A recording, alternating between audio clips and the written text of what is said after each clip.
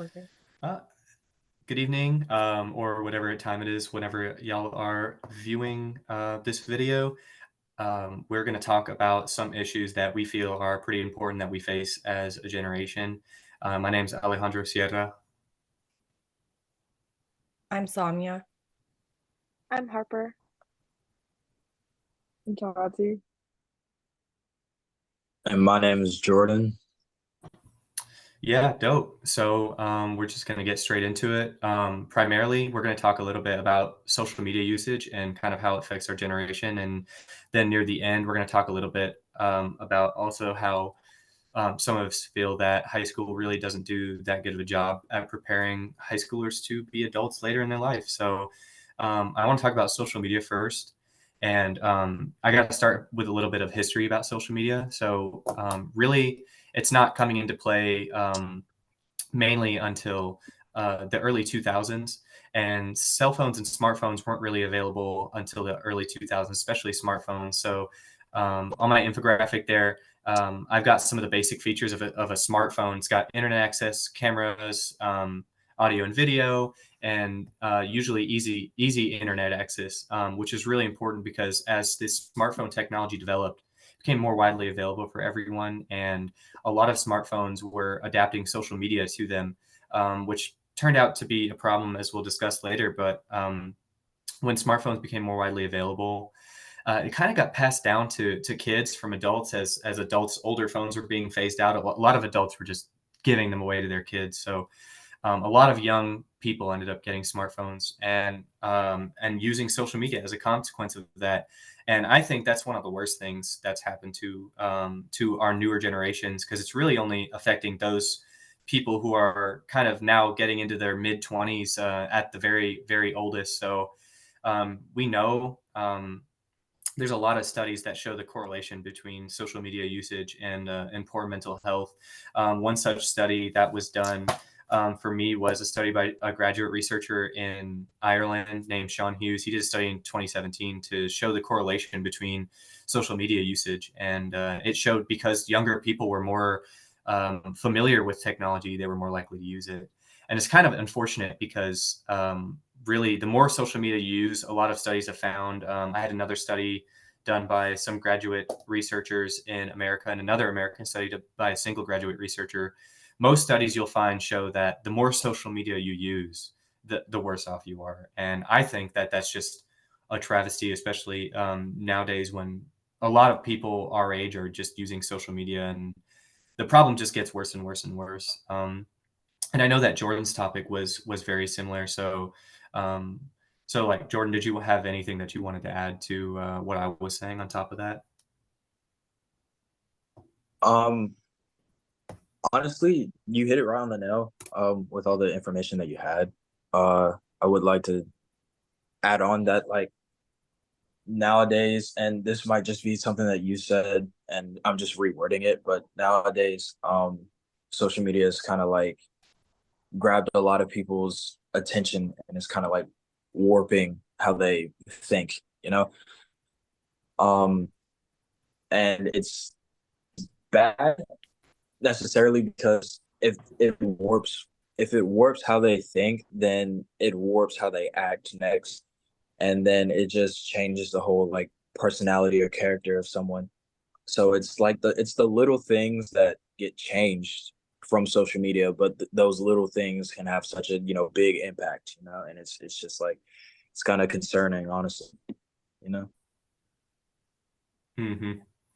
Yeah, I totally agree. And I mean, we've seen just how, social media, since the adaptation of social media widely, that we've seen depression and anxiety rates go up. And I think, honestly, I think it's one of the worst things we face today, especially as younger and younger kids are getting into this, and more and more people are using social media. And as it turns out, there's a lot of nuances about social media and technology use, but we know that there are a lot of problems, and we just know that it's really not that great for us. I think it's really bad that we're using it, to be honest. So I'm going to pass it off to, I think, Harper, I know that you had some things you wanted to say specifically about some of the specific problems that social media causes. So Yeah, so I wanted to talk about how social media affects body image and self-esteem.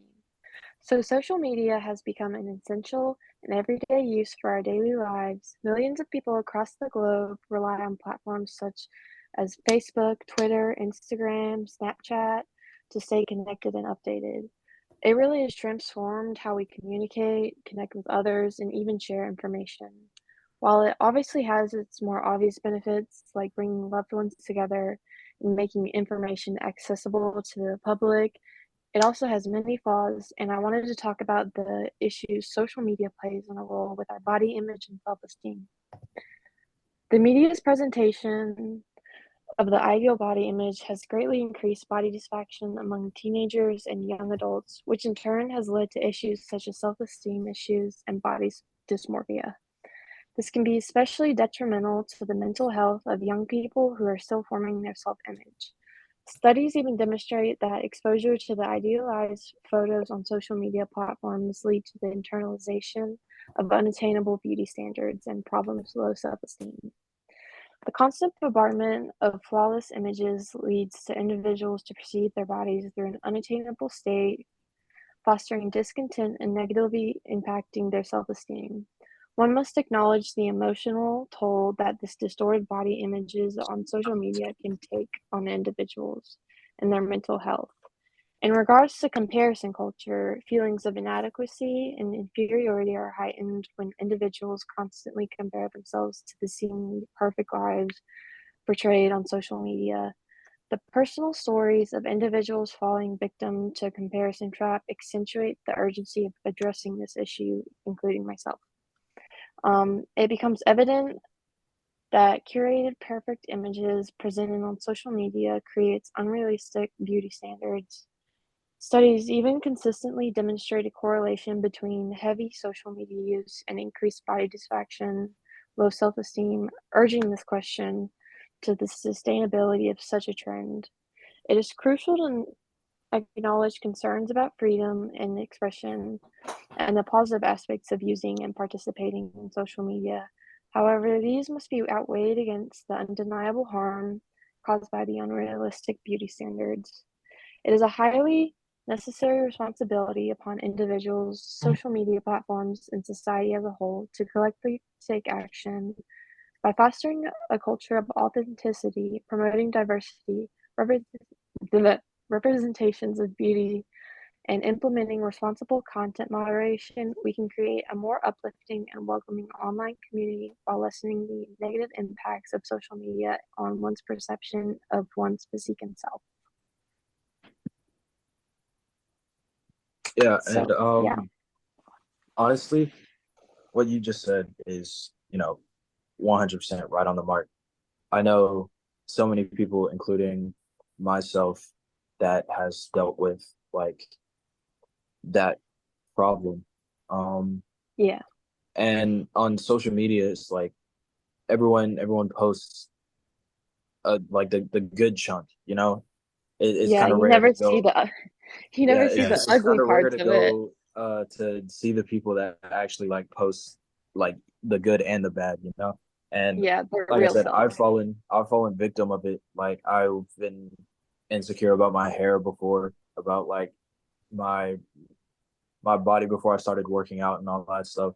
So I completely understand the whole topic, and I wish that kind of would go away soon, because the Yeah. amount of people that I've had conversations with from like middle school, it's scary, it's alarming, it's crazy. Like since middle school, people in middle school were like afraid to show off things because they were comparing themselves to other people because they only showed like the good uh part of their life, and that's just crazy. Yeah. Well, I felt this topic was important because around 6th grade, I had an eating disorder, and part of that was because of social media, and it really sucked, and I just wanted, advocacy for it. Yeah, that's very important. Um, I also completely agree with what you say, and I just wanted to add on like how wait, hold on.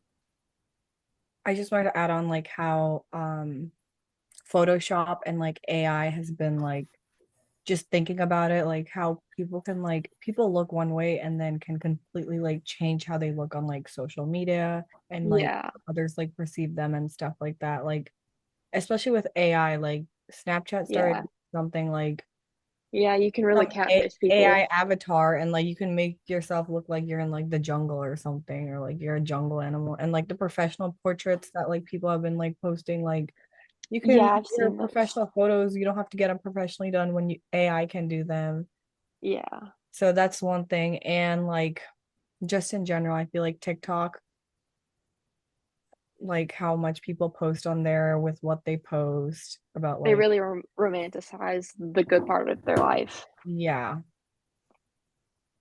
that's what I wanted to add. Yeah. Anyone else? I mean, no, I mean, and I can go on and on beyond that with TikTok, just like the what it does to the like your dopamine systems. It's literally designed to addict you, and we have empirical evidence that the more social media you use, the worse off it is for you. And Yeah. it's awful how a lot of these companies, I mean, at the end of the day, they're trying to turn a profit, but a lot of these companies are designing their apps to be as addictive as possible. And I just think it's really unfortunate because a lot of these younger people that are getting into this social media, they don't know, they've never experienced these things, and there's really not a lot of resources out there to um, help educate super young people like those in elementary school. But I know myself, I have a 7-year-old brother, right? And he's already on, constantly on YouTube and just exposed to all this kind of media. It's just I really do fear genuinely for the younger generation. I really don't want to talk about. But I mean, beyond that, just the stigma around mental health, I think it's one that we really can't really go on ignoring. And I know that Samya had a lot to say about that. So Yeah. Okay. So this image, it like I talked about like the stigma of mental health and how there's like a negative stigma towards it that society has created and how it like affects like all of us. And so this image represents the perceived knowledge of mental illnesses. And so after I analyze this image, like it, you can clearly tell that when individuals were asked about their familiarity with mental illnesses, 55% expressed confidence in their level of knowledge. However, when they were questioned about their perceptions of others' understanding, only 9% believed that their neighbors were well informed about mental health. And that's a 46% gap in perception, which suggests that there is a lack of open dialogue around mental health, which hinders accurate self assessment and community awareness. And yeah. And then I also, yeah, those are my things. And then I wanted to elaborate more on what public and self stigma were, since those are the two types of stigma. So self stigma is the internal negative stereotypes that and prejudices that we have that individuals with health conditions have about themselves, leading to decreased self-esteem, self-efficiency, and self-worth, which ultimately leads to like worsening symptoms. And it gives the victims a negative self-perception and shame and guilt, social withdrawal, treatment avoidance. So yeah. And then public stigma refers to the negative beliefs, attitudes, stereotypes that are held by society towards individuals with affected mental illnesses. And it causes our society to have these discriminatory views about like these people with mental health conditions.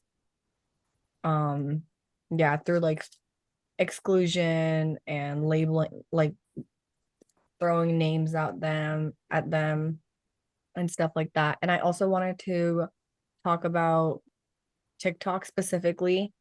And so basically how like TikTok has like increased this, I feel like it because also people use mental health conditions to like gain attention towards themselves. Some people are like don't like talking about it, all that, but then also like people like using it to like gain more attention. And Yeah, I'm gonna talk about like I'm gonna talk about one specific example which I saw on TikTok about this girl like posting like videos of herself, and like some of the stuff she does, it makes her look like she has Tourette's. So her comments are like, oh, she definitely has Tourette's, all of that. And she responded to one of the comments and it was like, oh, like, why would you say that? I don't have Tourette's. Ew, disgusting. And like, I don't think she realizes what kind of effect it has on the people who do have it, or like people who are struggling to get treatment because of what they're going through and stuff. And I feel like that definitely like impacts like how they feel, which is like public stigma. And yeah, what do you guys think about it? Well, I had oh, No, you got it. you You go. got it. You got it. Okay. Well, so, in my later years, I grew up in the South, right? And there's a lot of stigma around mental health, going to therapy, and, overall struggling with it. And I dealt with that a lot and had to keep it a secret basically from a lot of people because it's almost like demonic to have Mm, certain certain types of, you know, mental health issues and just overall, the stigma in the South is severe.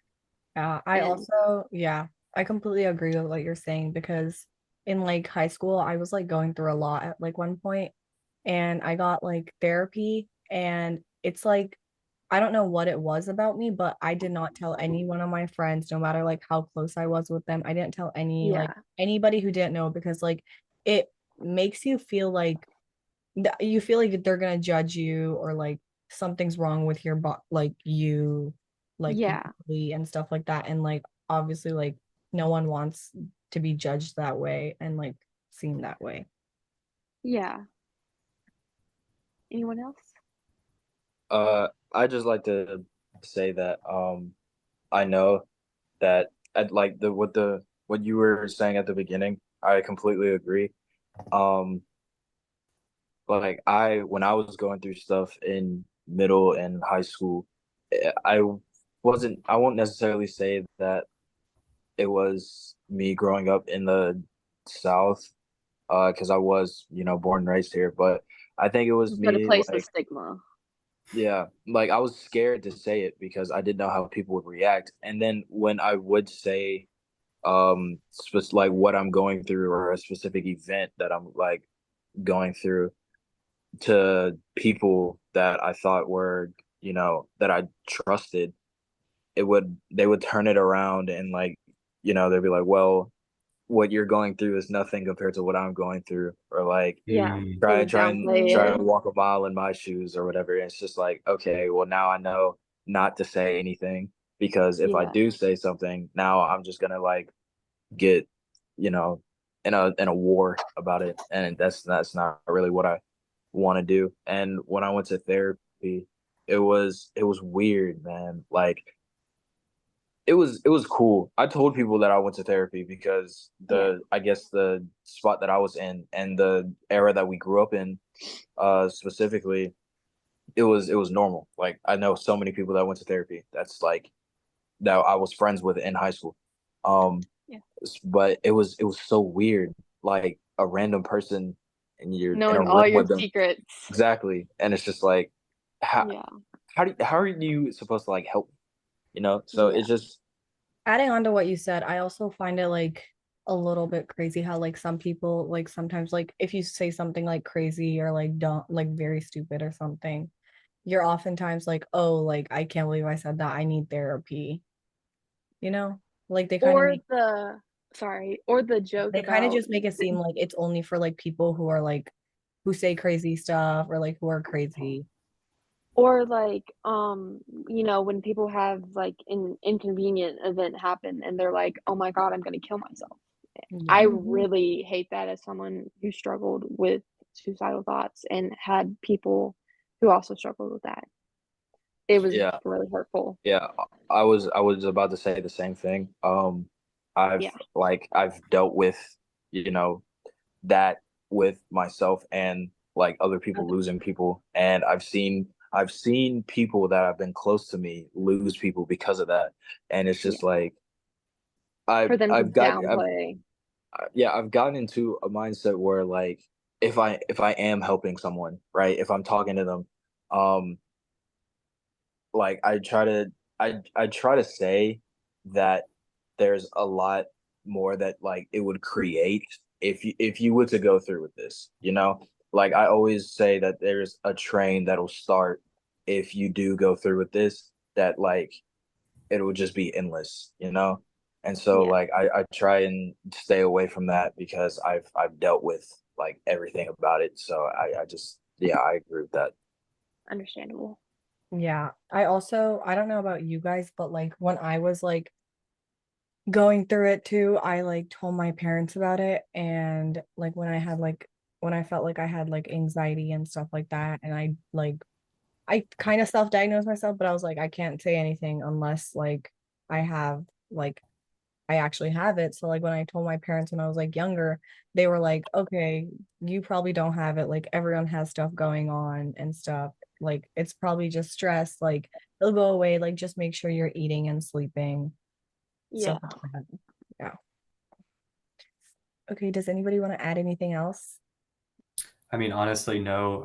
A lot of the points you guys really did a lot of that. So, I mean, really speaking a lot about high school, I feel like in high school we're not really given a lot of the opportunities to, get the resources that we need. They talk about Mhm. mental health a lot in high school, but I feel Mm, like high school really, all in all, doesn't really do as good as a job as it could have transitioning high schoolers to adult life, especially in terms of that emotional intelligence. But there's some other stuff too, I feel, but I know that others feel a lot more strongly about it. Um, So I'm going to be talking more about the high school portion of it. And so as you guys know, the public education system has been around for about 150 years. And over the years, things have changed. But why has the curriculum stayed the same? So the main subjects that they push to teach you in high school are math, science, English, and history. And even though the curricula has developed, the essence has stayed the same. Children are still taught in a standardized and industrialized way, as with anything that comes with centralized control. And it is highly inefficient and wasteful. Many students are graduating without knowing basic life skills, such as time management, personal and finance, organization skills, mental health slash self-care skills, and like basic stuff like how to vote. It is, and when they get into the real world, it's affecting them because when it's actually time for them to put their finance skills to use, like buying a car, getting a house, or something like that, they have to sometimes either get a co-signature because they didn't know nothing about credit, they built their credit, or they're just behind and they have to ask for extra help compared to other people. I think we should start putting classes in place, whether they're required or not, for kids who don't have help at home or people who don't have those resources in order to get help. More than 70% of kids feel unprepared about college or career choices after high school. 57% said that they had 5 or fewer conversations in high school with teachers and counselors about their post high school plan. And I don't know if it's the same for everybody, but me personally, when I was in high school, I had a conversation maybe once or twice with my counselor. And I think for my high school, my senior year, we had a pretty good counselor, but they still didn't try to help you. They just did what they did to make sure you graduate high school, but it never went any farther. hmm. And school also introduces opportunities for bullying, peer pressure, self-esteem issues, and of course, academic stress.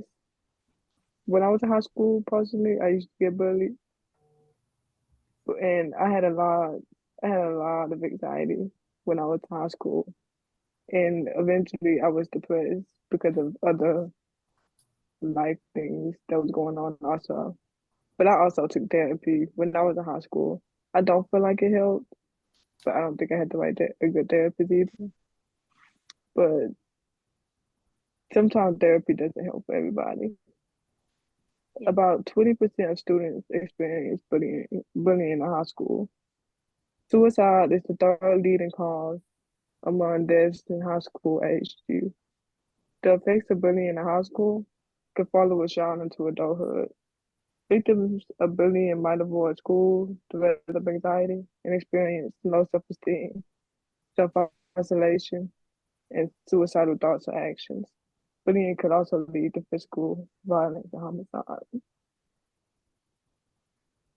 And would one of your guys like to add on?